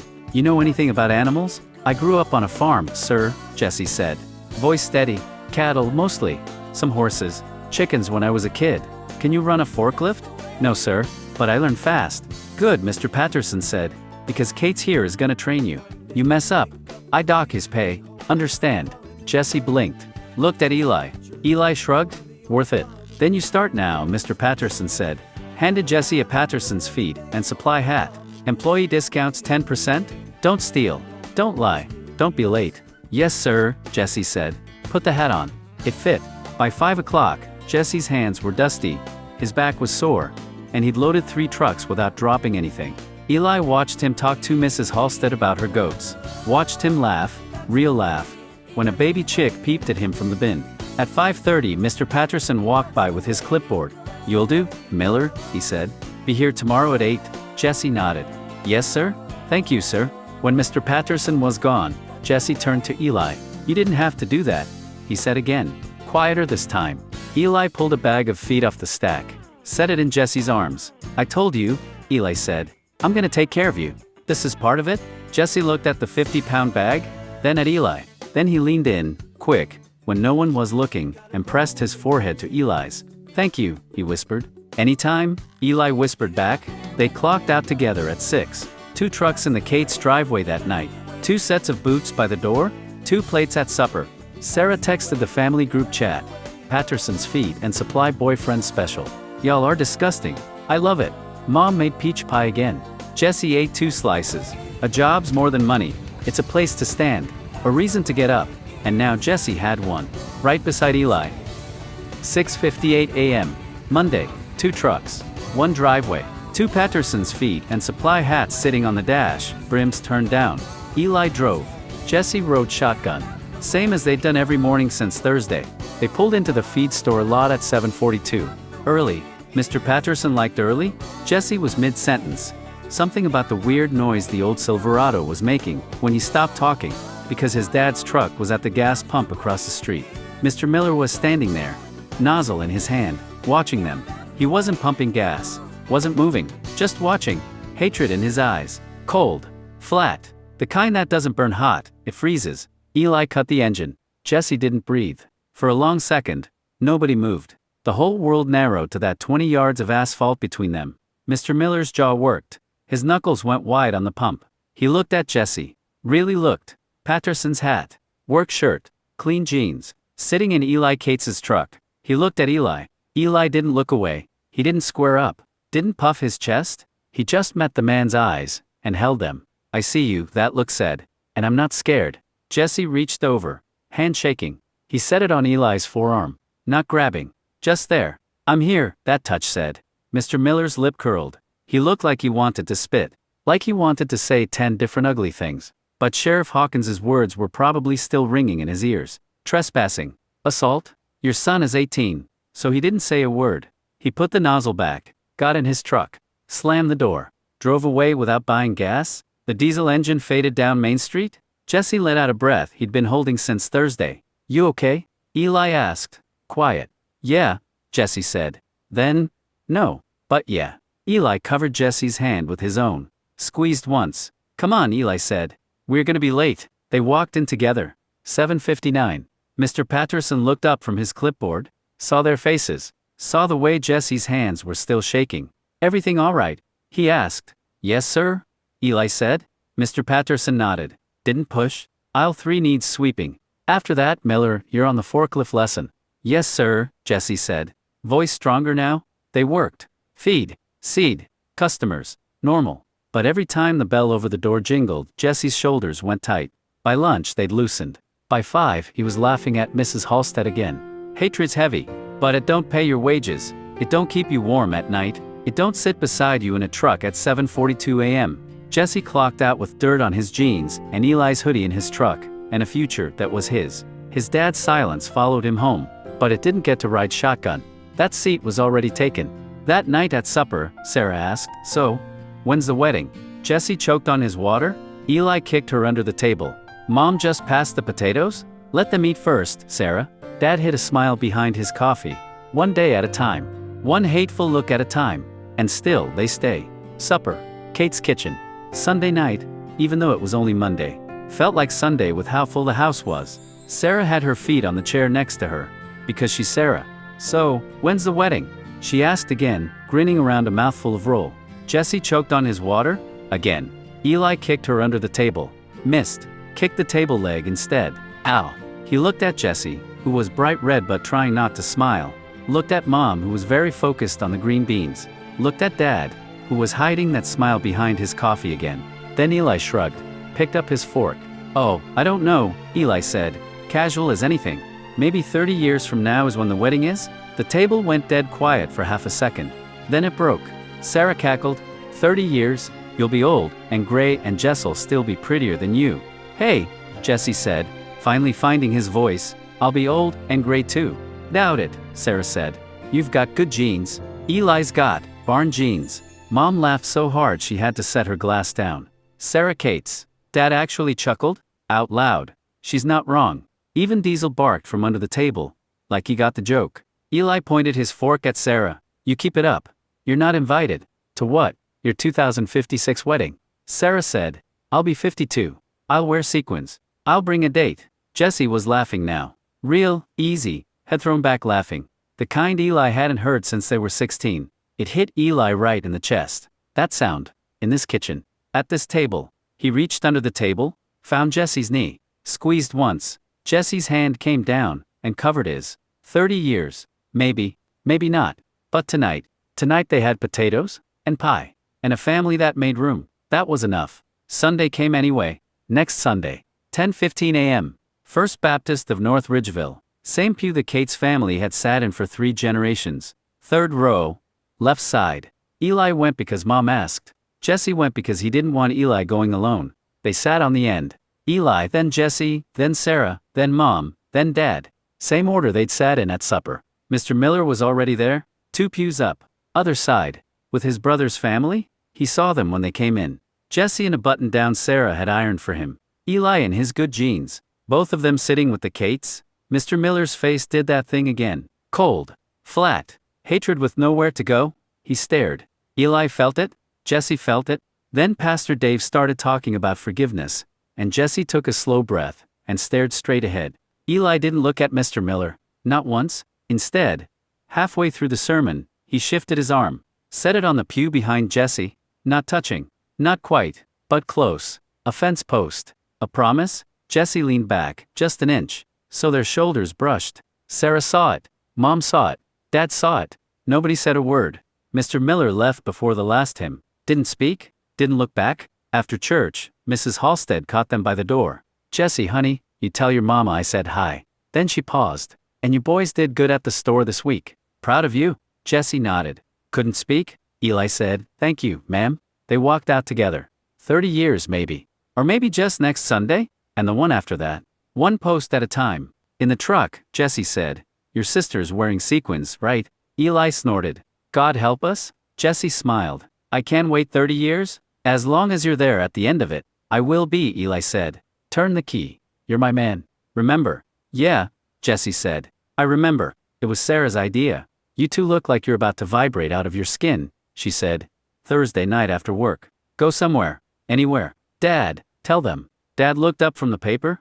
Truck's got fresh oil. Take it. Mom handed Jesse a cooler. There's sandwiches. And peach pie. Don't argue. So Friday at 4 a.m., they left. Eli driving. Jesse in the passenger seat, Patterson's hat on the dash, bare feet on the glove box, because Sarah told him he was allowed to relax, or else. 16 hours. Ohio to Kentucky to Tennessee to Georgia to Florida. They talked the whole way. About nothing. About everything. About the time they got lost in the corn maze in 8th grade. About what Jesse wanted to do with his life now that it was his. About whether gators were real, or just a Florida rumor. They stopped at a Waffle House in Georgia at midnight. Jesse ate like he hadn't in years. Eli watched him, and thought, I could drive forever if he keeps looking like that. Tallahassee, Saturday morning. They got a cheap motel with 2 beds because Jesse insisted and Eli didn't argue. Not yet. It had a pool. It had palm trees. It had air that smelled like salt even though the ocean was an hour away. For 3 days, they were just Eli and Jesse. No feed store, no Mr. Miller, no church pews. They went to the Florida Museum of History. Jesse liked the old farm exhibits. Look, he said, pointing at a rusted tractor. That's older than your dad's. They walked through Cascades Park, ate Cuban sandwiches from a food truck, got sunburned on their noses. Second night, they drove out to St. Mark's Wildlife Refuge, sat on the hood of the truck, and watched the sun go down over the marsh. Crickets, frogs, water, quiet. Jesse was leaning back on his hands. Eli was sitting cross-legged beside him. You okay? Eli asked. Yeah, Jesse said. Yeah, I am. He was quiet for a minute. Then, I kept thinking if I left North Ridgeville, I'd disappear. Like I'd stop being real. And Jesse looked at him. Sunset in his eyes? I'm still here. You're still here. Maybe home's not a place. Eli's throat got tight. Maybe not. Jesse reached over, took Eli's hand, laced their fingers. No one around for miles. Just frogs and water and sky. I love you, Jesse said. Out loud. Clear. Not whispering. Not scared. You're my man, Eli Cates. You know that? Eli grinned so wide it hurt. Took you long enough to say it back. Wanted to mean it, Jesse said. You do. Yeah, Jesse said. I do. They sat there until the mosquitoes got bad. Until the stars came out. They didn't make out against a tree. They didn't need to. They laid in the bed of the truck, side by side. Not touching except for their shoulders. Talking about constellations Jesse didn't know and Eli only kinda knew. That was enough. Monday morning, they drove home. 16 hours back. Jesse slept most of Georgia. Head against the window. Eli's hoodie as a pillow. When they crossed the Ohio line, Jesse woke up, looked at Eli. Hey, he said. Hey, Eli said. You still think 30 years? Eli thought about it. About peach pie, and feed store hats, and a pew that fit 5. Nah, Eli said. Maybe 25. Jesse laughed. Good. I'm not that patient. They pulled into the Cates driveway at 11:47 p.m. Dad was on the porch, waiting up. Everything okay? Dad asked. Yeah, Eli said, killing the engine. Everything's okay? Jesse grabbed the cooler. Empty now. Thanks for the pie, Carol. Mom opened the door. Get in here. Both of you. You look starved. Tallahassee didn't fix anything, but it showed them something. They could leave. They could come back. And nothing would break. Tuesday morning, they were back at Patterson's by 8. 2 hats on the dash. 2 coffees in the cup holders. Mr. Patterson took one look at their sunburns and said, You 2 idiots get lost. No sir, Jesse said, grinning. Just found our way. It wasn't 30 years. It wasn't 25. It was 3 weeks, 4 days, and a paycheck Eli had been saving since he was 16. He bought the ring in Toledo. Same trip as the coffee, different store. Small family owned.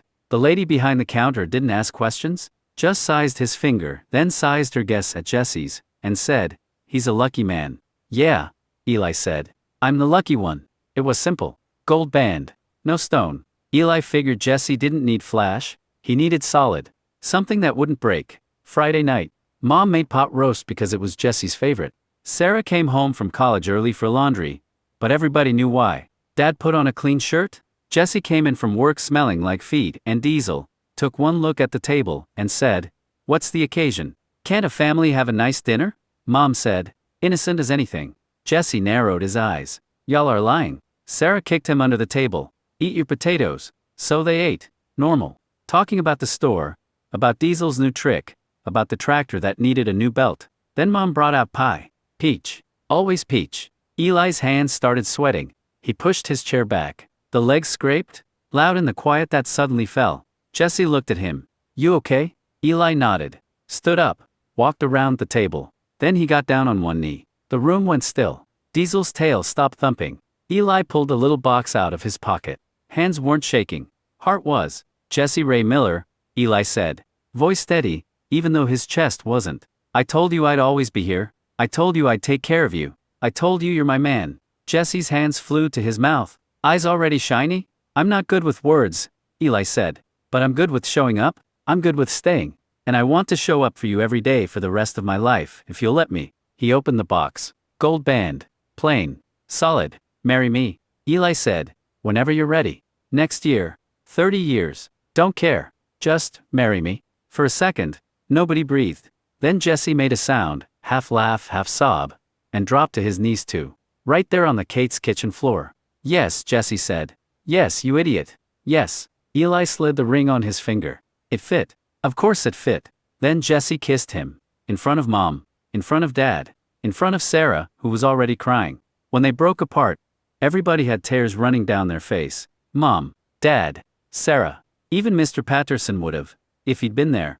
Took you long enough, Sarah sniffed, wiping her eyes. I had sequins picked out already. Dad cleared his throat, stood up, walked over, and put a hand on each of their shoulders. Welcome to the family, son, he said to Jesse. Jesse broke then. Really broke.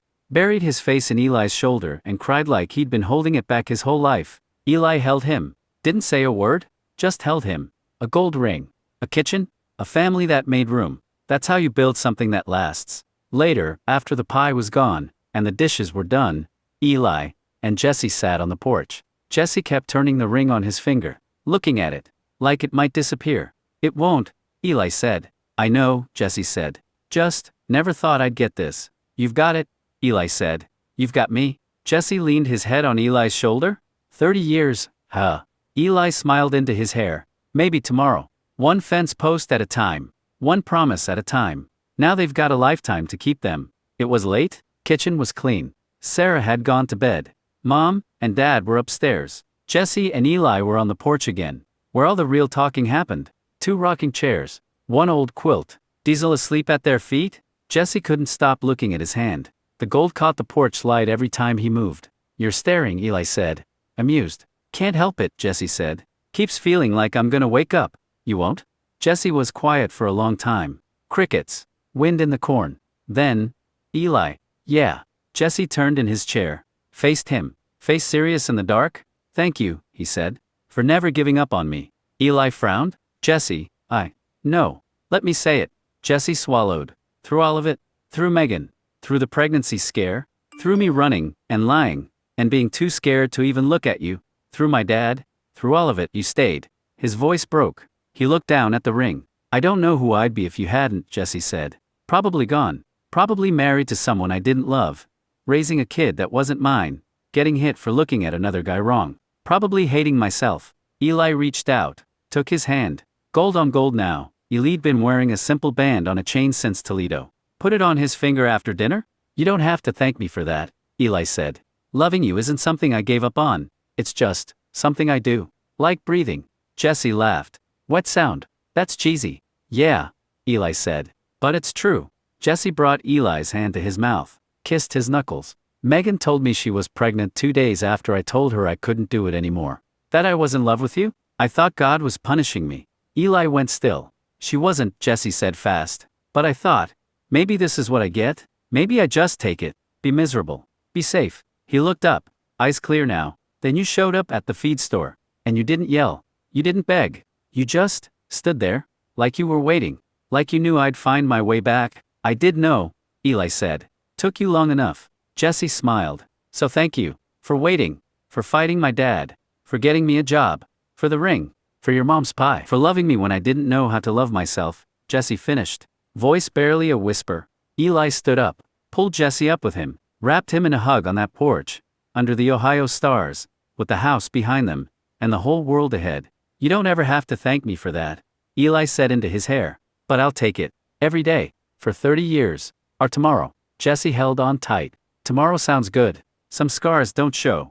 Some rescues don't look like a fight. Sometimes it's just a boy in a feed store who won't walk away. And sometimes, that's enough to save a life. Monday morning, 7:55 a.m. 2 trucks. 2 hats. 2 rings. They walked into Patterson's together?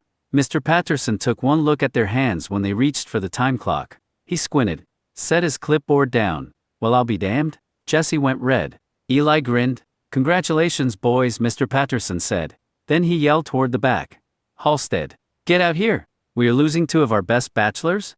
Mrs. Halstead came out wiping her hands. Saw the rings. Burst into tears. I knew it. I told my sister. I told her. Turns out. The whole town had been waiting too. Not everyone. But enough. Enough to matter. 4:12 p.m. Monday. The feed store was slow. Late August heat had everybody hiding inside. Jesse was stacking 50-pound bags of sweet feed in aisle 4. Shirt sticking to his back. Ring catching the fluorescence every time he moved. Eli was up front, ringing up Mrs. Halstead's chicken order. The bell over the door jingled. Jesse didn't look up. Be with you in a? Then he froze. Footsteps? Familiar. Heavy. He knew before he turned around. Mr. Miller stood at the end of aisle 4. Alone. No cruiser. No yelling. Just him, in his work jeans, and a shirt that was clean but worn. He saw the ring first. Gold. Plain. Solid. On Jesse's left hand. Mr. Miller stopped walking. Went still. Jesse set the feed bag down. Slow. Careful. Like he was handling something that could break. For 10 seconds neither of them said a word. Then Mr. Miller's face did something it hadn't done in 20 years. It broke. Tears. Just fell. Down his cheeks. Into his beard. Silent. No sobbing. No sound at all. Jesse's breath caught. Dad. Mr. Miller wiped his face with the back of his hand. Angry at himself for it? Don't, he said. Rough. Don't call me that yet. Eli appeared at the end of the aisle. Saw them. Started forward. Jesse held up a hand. Wait. Eli stopped. Stayed. Mr. Miller looked at Eli, then back at Jesse. At the ring. I drove by the church yesterday, he said. Voice like gravel. Saw you? Sitting with them. Saw you, he gestured at Jesse's hand. I didn't know. You didn't ask, Jesse said. Quiet. Not mean. Just true. Mr. Miller flinched like he'd been hit. I was gonna die on that hill, he said. I was gonna be right. Even if it meant losing you? He looked at Eli then. Even if it meant you putting me on my ass in front of God and everybody. Eli didn't say anything. Just stood there. Let the man talk. I talked to Pastor Dave, Mr. Miller said. He said some things. I read some things. Ain't saying I understand it. Ain't saying I like it. He looked at Jesse again. Really looked. But I saw you yesterday, he said. You were smiling. Real. Not the smile you gave Megan? Not the smile you gave me? Real. Another tear fell. I don't know how to do this, Mr. Miller said. I don't know how to be a dad to a son who... He trailed off. Swallowed? To a son who's his own man? The store was dead quiet. Even Mrs. Halstead had stopped pretending to look at Wormer. Jesse took a step forward, then another. You asked me to get in the truck, Jesse said. 3 weeks ago. You told me to come home. I know. I'm not coming home, Dad, Jesse said. I am home. Mr. Miller closed his eyes, nodded once. Like it hurt. Then he opened them. I see that. He looked at the ring again. You're happy. Jesse looked at Eli. Eli didn't move. Didn't coach him? Just let him answer. Yeah, Jesse said. Yeah, Dad, I'm happy. Mr. Miller nodded again. Slow. Can I? He stopped, cleared his throat. Can I talk to you boys? After work. Not here. Not, just talk. Jesse looked at Eli. Eli gave him the smallest nod. Your call. Jesse turned back to his dad. Yeah, he said. We can talk. Diner on 224. 6:30. Mr. Miller nodded. 6:30. He turned to go. Stopped. Eli, he said. Sir, Eli said. Mr. Miller held his gaze. Thank you. For not letting me hit him. Eli nodded once. Yes, sir? Mr. Miller walked out. Bell jingled. Nobody moved for a full minute. Then Mrs. Halstead sniffed loud. Well, I need a tissue and a coffee. You boys want anything. Some fences don't get torn down, they get rebuilt. One hard conversation at a time. 6:30 p.m. Diner on 224. 2 rings, 2 coffees, 1 empty chair waiting. 6:27 p.m. Diner on 224. Eli and Jesse got there first. Picked the booth in the back. Vinyl seats. Coffee that tasted like it had been there since Tuesday. 2 waters. 2 menus they didn't open. Jesse's leg bounced under the table. His ring tapped against the glass. He'll come, Eli said. Didn't touch him? Not yet. Just let his voice be steady. Or he won't? Either way, I'm here. I know, Jesse said. That's why I'm not throwing up. 6:31 p.m. Bell jingled. Mr. Miller walked in. Alone. No hat. Hands shoved in his pockets like he didn't know what to do with them. He saw them. Stopped. For a second, Jesse thought he might turn around. Then he didn't. He walked over. Stood by the booth. Sit down, Dad, Jesse said. First time he'd said it since aisle 4. Mr. Miller sat, heavy, like the bench might not hold him. Waitress came by. Coffee? Yeah, Mr. Miller said. Black. She left. Nobody talked. Then Mr. Miller looked at his hands. Big. Calloused. Same hands that taught Jesse how to throw a baseball. Same hands that almost broke his nose. I owe you boys an apology, he said. Voice low. Not performing. Just tired. For everything. Jesse didn't speak. Eli didn't speak. I was wrong, Mr. Miller said. About a lot? About you? He looked at Jesse. About him? He nodded at Eli. About what a man's supposed to be. He took a breath. I just want you to be happy, he said. The words cracked coming out. I'm sorry for being an asshole. Took a whole lot for me to come to that realization. Tears again. He didn't wipe them this time. Pastor Dave gave me a book, Mr. Miller said. I threw it across the room. Then I picked it up. Then I read it. Then I drove by the church, and saw you, and I didn't see sin. I saw my son. Smiling. For the first time since you were a kid, Jesse's hands were in fists on the table. Ring pressing into his palm. I don't know how to do this, Mr. Miller said. I don't know what you need from me. But I know I don't want to be the reason you flinch when a door opens. He looked at Eli then. Really looked. You kept him safe, Mr. Miller said. When I didn't? When I couldn't? When I was the danger? Eli held his gaze. Yes, sir? I'm sorry, Mr. Miller said again. To both of them. I'm so damn sorry. Coffee came. Nobody touched it. Jesse uncurled his fists, set one hand on the table, palm up, open. Mr. Miller stared at it, like he didn't trust it, like it might be a trick. Then slow, he reached out, covered Jesse's hand with his own. His was bigger, rougher, shaking. I love you, Mr. Miller said. I should have said that first. Before any of it. I love you, Jesse? Jesse broke. Quiet. Just tears down his face. Into his coffee. Love you too, Dad, he said.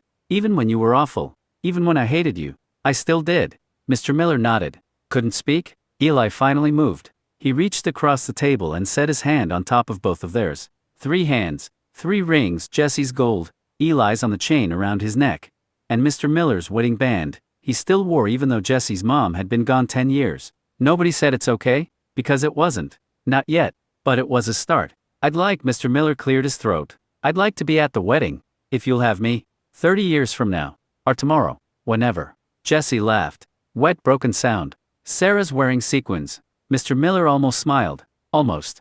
God help us? Some apologies don't fix everything. But they opened the gate. They drank coffee. They didn't talk about forgiveness. They didn't talk about the past. They talked about the tractor belt. About Mrs. Halstead's goats. About the diner's meatloaf. Normal. At 7:45, Mr. Miller stood up. I'll see you around, he said. Awkward. New. Yeah, Jesse said. You will?